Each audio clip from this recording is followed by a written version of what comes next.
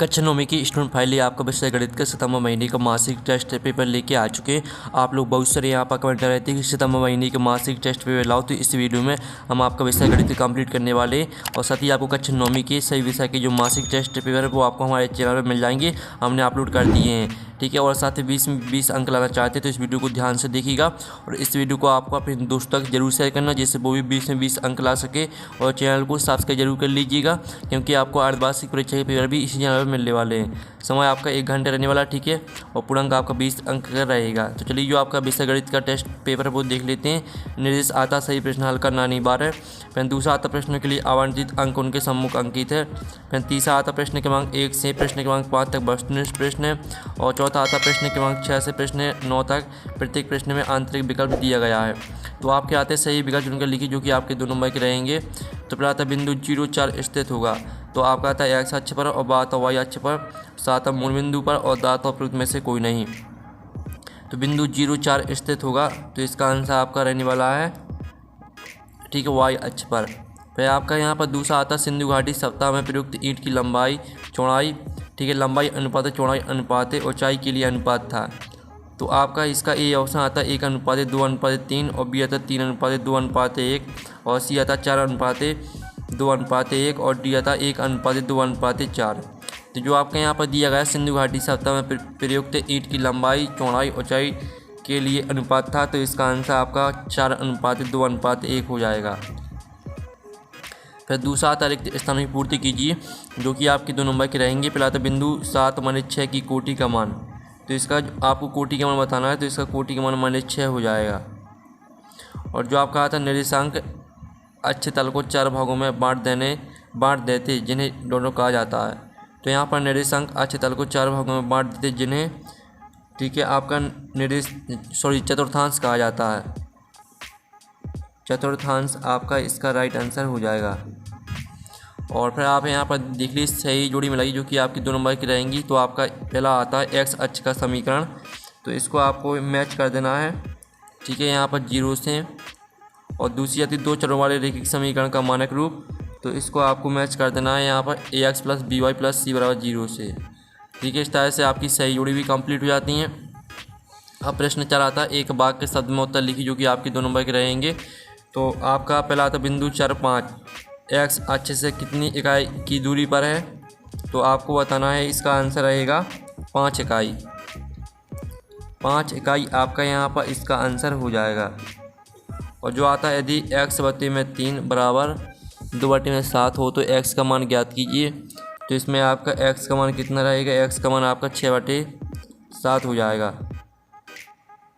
ठीक है, ये आपका यहाँ पर आंसर रहेगा। और साथ ही आप चलिए आपके यहाँ पर देख लेते प्रश्न 5 आता है निम्नलिखित के लिए सत्ता सत्य लिखिए जो कि 2 नंबर के रहेंगे। तो आपका पहला आता है यदि ए बी और सी एक रेखा पर स्थित 3 बिंदु हैं और बी बिंदुओं ए और सी के बीच में स्थित है तो ए बी + बी सी = ए सी है, तो आपका यहाँ रहेगा सत्य। पहला आपका यहाँ पर सत्य रहेगा। और जो दूसरा आता है 2 0 y = 2x + 4 का एक संगत हल है, तो दूसरा आपका सत्य हो जाएगा, ठीक है। इस तरह से आपके सत्य असत्य हो जाते हैं। अब प्रश्न 6 आता है यदि 2 बिंदुओं ए और बी के बीच एक बिंदु सी ऐसा स्थित है कि ए सी = बी सी है, तो सिद्ध कीजिए कि ए सी = 1/2 ए बी है, ठीक है। तो जो इसका आंसर है वो हमें यहाँ पर देख लेते हैं। तो स्टूडेंट आप यहाँ पर देख लीजिए ये आपका आंसर रहने वाला है। यदि 2 बिंदुओं ए और बी के बीच एक बिंदु सी ऐसा स्थित है कि ए सी = बी सी है, तो सिद्ध करना है आपको। तो आप यहाँ पर देख लीजिए हल दिया गया है ए सी = बी सी, ठीक है। इसका पूरा आंसर देख लीजिए, आपका पूरा आंसर दिया गया है ए सी = 1/2 ए बी आपका सिद्ध हो जाता है।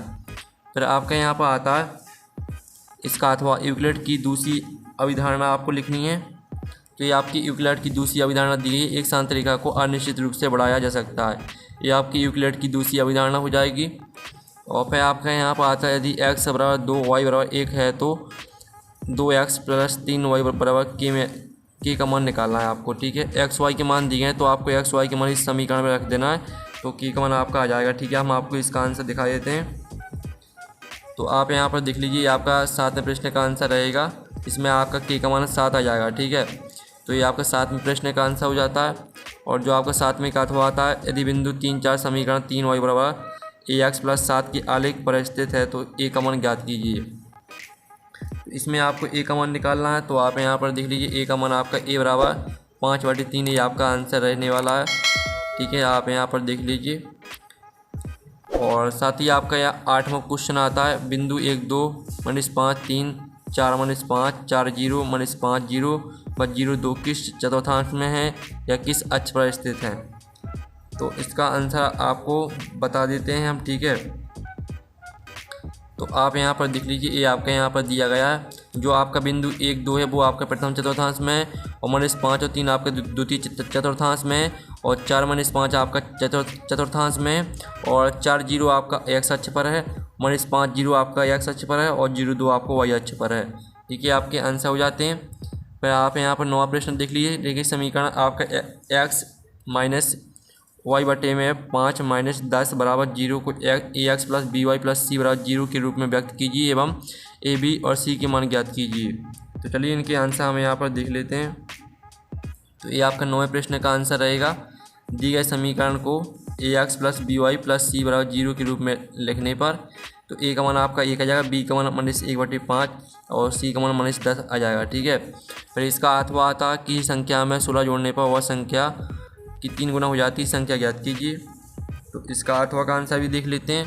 तो ये आपका अथवा का आंसर, जो आपकी संख्या रहेगी वो आपकी 8 हो जाएगी। ठीक है, इस तरह से आपका यहाँ पर जो गणित का टेस्ट है पेपर है वो कंप्लीट हो जाता है। साथ ही आपको कक्षा 9वीं की सही विषय के टेस्ट पेपर आपको हमारे चैनल पर मिल जाएंगे, हमने अपलोड कर दिए हैं। तो हम नेक्स्ट वीडियो में मिलते हैं। Thanks for watching.